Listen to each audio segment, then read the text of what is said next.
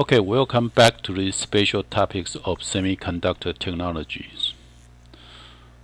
Today we'll discuss in second part of chapter 2. We'll discuss the cleanroom and its protocols. One reason that IC fabs are so expensive is that they require a cleanroom. Since tiny particles can cause defects on microelectronic devices and circuits, semiconductor chip must be manufactured inside a cleanroom. When feature size shrinks, so does the size of the killer particles.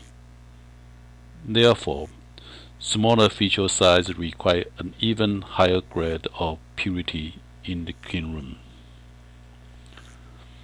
Since particles have significant impact on the yield, IC manufacturers make considerable effort to improve cleanroom condition and reduce particulate count. Tight cleanroom protocol helps to keep contamination out and prevent yield degradation. A cleanroom is a man-made environment that has much lower particle count than the normal environment. The first cleanroom were built for hospital surgery room to control the airborne bacterial contamination responsible for post-surgery infection. Soon after the semiconductor industry developed, engineers realized that the importance of contamination control and adopt the cleanroom technology in transistor and IC fabrication. The first silicon IC chip made by rubber noise or Fairchild camera shows a lot of particle contaminations. Standard definition of cleanroom classification are a strange combination of metric and English unit. A Class 10 cleanroom is defined as having fewer than 10 particle counts with diameter larger than 0.5 micron per cubic foot.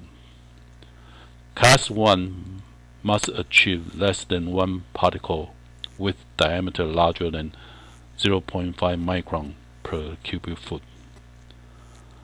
A fab making IC chip with a minimum feature size of 0.25 micron needs a Class 1 cleanroom to achieve an acceptable yield.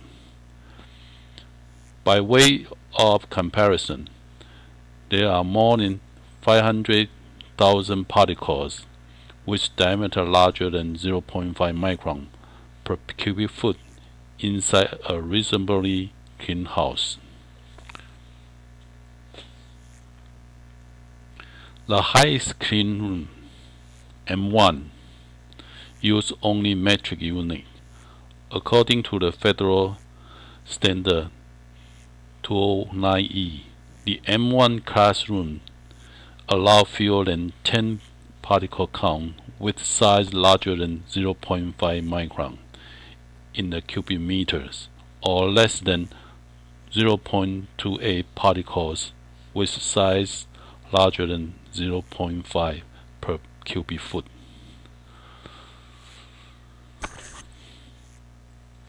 Basically, the cleanroom is an artificial environment with very low particle counts, which is a standard environment for medical application to preventing post-surgery infection. We know all the particle kills yield, so IC fabrication require cleanroom to making a good yield and making money. The first use a surgery room to avoid bacterial contamination and then later adopt in semiconductor in 1950.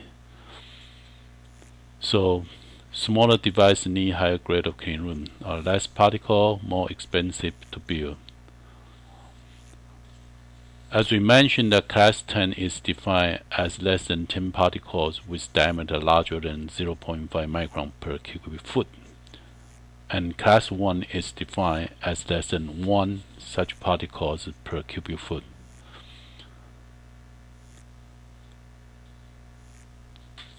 For feature size 0.1 micron, sorry, this is micron, okay, device require higher than class 1 grade clean room. And this is a particle size and number of particle per cubic foot count in clean room spec protocols.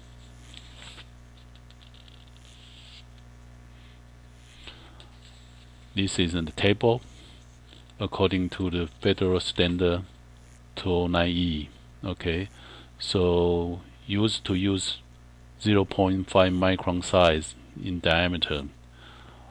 For class 1 less than 1 count, class 10 less than 2 count, 10 count. Okay, for M1 look at the 0.1 micron particles less than 10 count. If you're looking at 0.5 micron less than 0.28 count.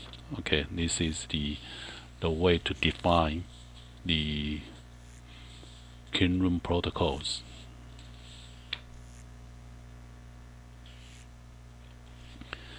If you have particles contamination on mask,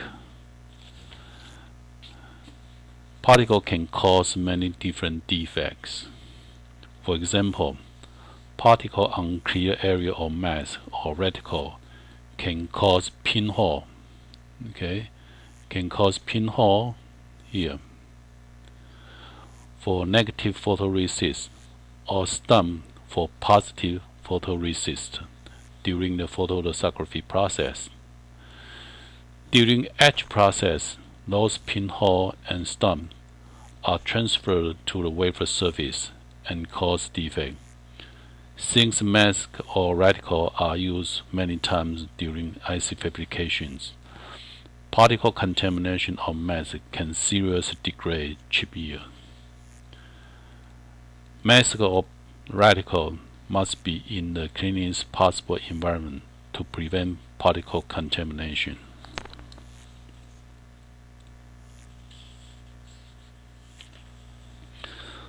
Particle contamination can also cause other problems, such as a broken metal line over here, okay, or a short between neighboring metal line. Particle can block implantation ion and creating an incomplete junction during ion implantation, which can affect the device performance. Okay, so over here is a junction being blocked by the particle after ion implantations.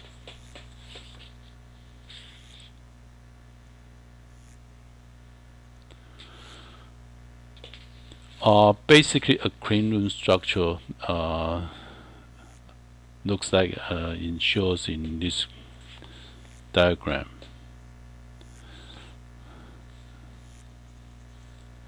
The clean room usually has a raised floor.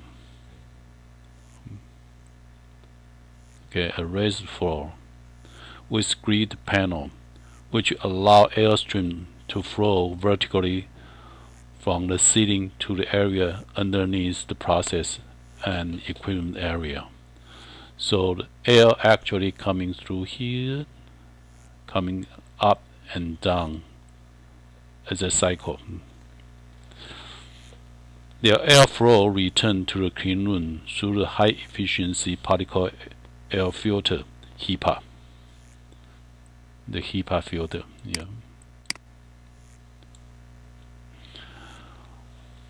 The HEPA filter will remove most particles carried by air. To cut costs, only wafer process area are designed with highest clean class clean room, whereas equipment area have a lower class clean room design. Most facilities are not in clean room at all. for fabrication of IC chip with 0.18 micron, better than Class 1 classroom is needed for the processing area. Normally, Class 1000 is good enough for equivalent area, which represent a significant saving in design and maintenance of the cleanroom.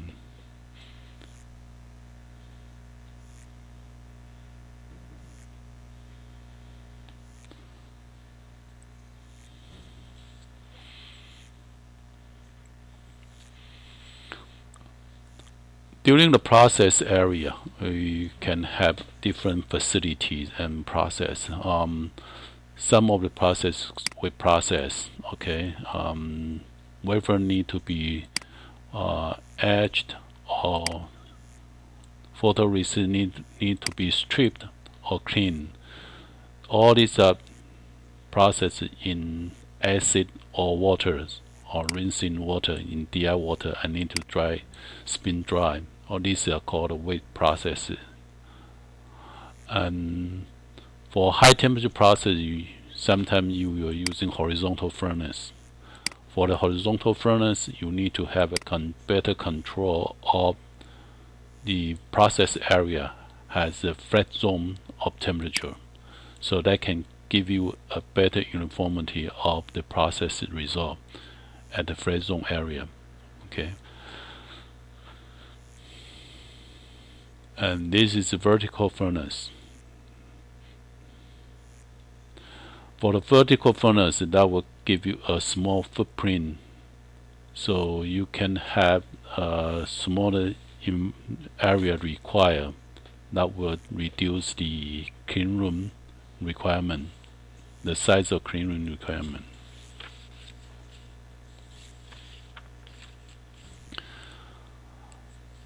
During the process, you have a lot of process tool in the clean room. This is so-called cluster tool. For the cluster tool, right now, handling wafer,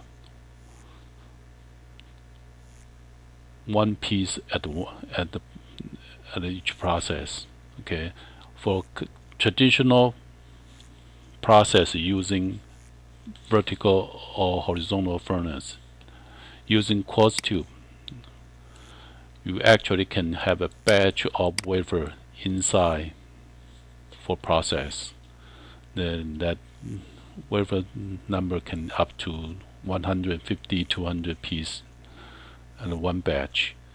But for the cluster tool, you can only process one wafer at once. Okay, so one wafer per process. This is so-called cluster tool, and it can be a modularized cluster tool. So over here you can see this is a photoresist strip chamber. This is photoresist strip chamber, etch chamber, etch chamber. So you can actually have two sets of etch and photoresist chamber here. And you can also have different process design.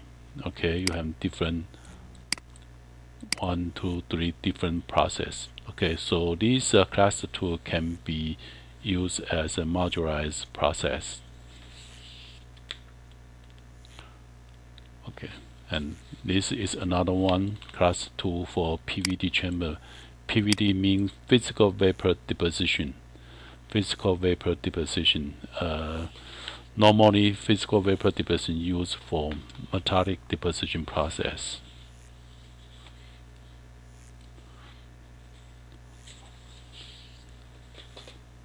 Okay, and all these materials, all these cluster tools are actually operating in the clean room.